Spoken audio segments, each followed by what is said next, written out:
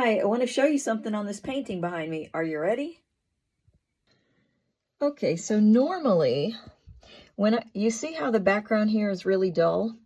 The painted part looks painted. It looks like dry oil paint, okay? Even this, it's all dried oil paint. But the background has what we call sunken in. And do you see here how I've added new color? I've added color with some medium that has oils in it. Now, the colors that I'm using are too strong because they're like cadmiums and stuff like that. But my point is that you see how I've oiled it, got the oil right there?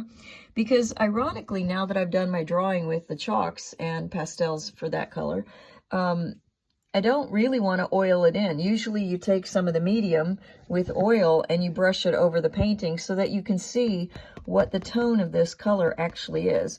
You know, it's just like when I go shopping for stones to carve, if they're colored especially, you can wet it.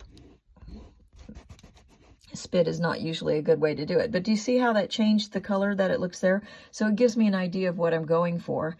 So here I can tell that that background is much, much darker than it is when it's dry. And this is what it's going to look like when it's finished, okay?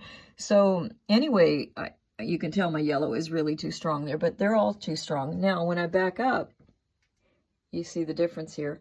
But it's interesting because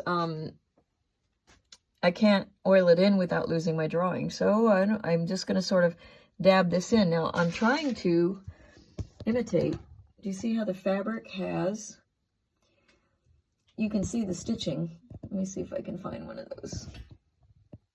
Can you see that with the stitching right there? That's what I'm trying to imitate and paint without having to paint every little dab and daub. Wish me luck.